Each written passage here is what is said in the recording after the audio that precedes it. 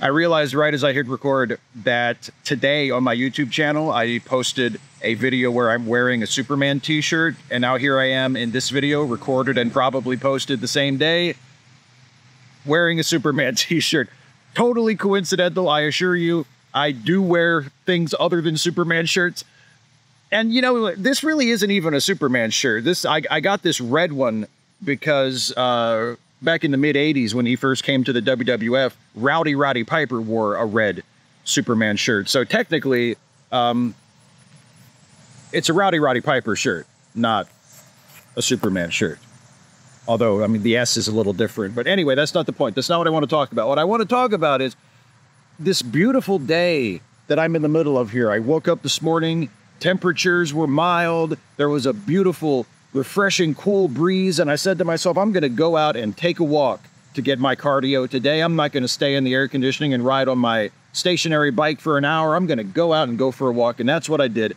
And I've just been walking at a very brisk pace for over an hour, for actually about an hour and a quarter, and I'm not even out of breath because my cardio is on point, okay? But that's not what I want to talk about either. This beautiful day that I'm having, this beautiful weather, the bright sun, the cool breeze, everything about it, it just reminds me of the new day that hopefully we are right on the precipice of in this country. We have a general election in November. Hopefully we are going to finally exorcise the demon of Donald Trump from our national politics. I don't pretend that Trump's movement, and certainly not his political party, none of that is going to go away. But Trump himself, hopefully, fingers crossed, if we all do our jobs, Trump himself and the movement that immediately surrounds him is going to be repudiated in a big way. Let's not take that for granted. Let's make it happen. But it seems like we're in a place now where we can make it happen, and make it happen definitively. And that's giving people a lot of hope. That's giving people a lot of excitement. That's making people feel like maybe there's a new day dawning, like maybe better things are possible for us. And it's a nice feeling to have, because it's a feeling that we haven't had for a while. It's the magic and the beauty and the joy of feeling like you have something to vote for instead of just voting against something. The last few elections, it's felt like we had to vote against something. In 2016, even though I was not nearly as anti-Hillary Clinton as a lot of people on the left were, I did not see that as a hold-my-nose election. I was happy to vote for Hillary, and I still think she would have been a perfectly fine president.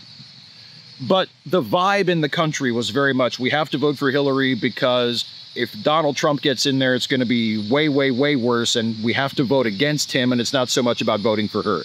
And then even with Biden, Biden was the same thing. Yeah, we like Joe Biden. Joe Biden's a good guy. Joe Biden will probably be a good president.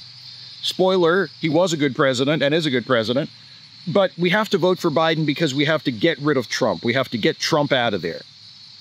And it felt like we were heading back into another one of those this time, where we have to re-elect Biden because whether we have problems with Biden or not, no matter how we feel about Biden as a candidate and his policies and his capabilities at this point in his life, we need to re-elect him because the alternative is more Trump, and that is absolutely disastrous. And now, here we are, just a few weeks after Biden himself decided to exit the race, and it's a whole new world. I mean, Kamala Harris steps in after Biden steps down, and suddenly there's enthusiasm, there's excitement, there's anticipation, there's motivation. And now that Tim Walz is her running mate, that's been amplified even more. And you see it not just in the excitement of people on our side, but you see it in the desperation and the anger and everything that the Trump side, the Republican side, is now struggling with. Because they really have nothing. Like, they have nothing here. They're trying to paint Tim Walz as some kind of radical leftist. They're trying to paint Kamala Harris as some kind of racial chameleon who just decided recently, apparently, that she was black after saying she wasn't black all these years, which is not true. They just have nothing. They're trying to paint some kind of stolen valor thing on Tim Walz because he technically retired at a lower rank than the rank that he held before he retired, and that he was referred to as in the campaign materials. And he made statements in the past that gave people the impression that he had more combat experience than he actually had. And I mean, all of these things are being blown up out of proportion. And J.D. Vance is out there accusing Tim Walz of stolen valor. And look, J.D. Vance served in the military, okay? I didn't. My father did. His father did. They were sailors in the Navy. I never served in the military. It's not my place to disrespect the military service of anybody. J.D. Vance, as far as anybody can tell, served his role in the military, did the job that he had in the military with honor and integrity. And that being the case, it is certainly not my place as someone who never served at all in any capacity to question him and his service or to disrespect his service. However, if J.D. Vance chooses, if he decides to disrespect his own service and to demean his own service and to debase himself by becoming the running mate for Donald Trump, by choosing to carry water for Donald Trump, for that fucking guy, well, that's his decision, and the rest of us are free to hold him accountable for that decision. And that's just a roundabout way of saying, once again, that they really have nothing. They have nothing to run on. A lot of people are calling this, especially since Kamala chose Tim Walz to be her running mate, they're saying this is the vibes election. The vibes are on the side of the Democrats now, and the Republicans, like, the vibes are against the Democrats. The vibes are against the Republicans. And I think that's true. I think we should not shy away from the fact that Democrats have more than just vibes on our side. We do have the issues on our side as well, and especially with Kamala Harris and Tim Walz. I mean, you know, look at just the things that Tim Walz has done as governor of Minnesota. Free school breakfast and lunch for public school kids, making Minnesota a sanctuary state for transgender people at a time when Republican-controlled states are using the power of their states and their governments to commit political and legislative assault against trans people. Tim Walz said, no, that will not be the case in Minnesota. We will make Minnesota a safe harbor for trans people. That's an incredibly encouraging thing. They're talking about raising the minimum wage. They're talking about getting rid of taxes on tips for workers in who work in industries where they make tips. And there's student loan forgiveness and all kinds of like progressive policies and proposals that have and will make a palpable difference in people's lives that we can and should run on. And I think that they are going to run on, and we can all get behind and support. But yeah, the vibes are on our side. And why is that? Well, part of it is that it feels like we're getting a new generation finally, even though, I mean, Kamala is almost 60, Tim is 60, so they're both about the same age. But even though they're not exactly young, they're 20 years younger than either Trump or Biden, which says something. And they're fresh faces on the national stage. Tim Walz served in Congress for 12 years before he was governor of Minnesota. And, of course, Kamala was the Attorney General of California, and then she was a senator, and now she's been the vice president for almost 4 years. So she is not exactly a fresh face, but she's a fresh face at this stage. To employ some pro wrestling parlance, she's a freshly made main eventer. And that feels exciting. That carries with it the tantalizing promise of new things, of change, of something different. And that helps to feed the positive vibes. Another big part of it is people like Kamala Harris. People like Tim Walz.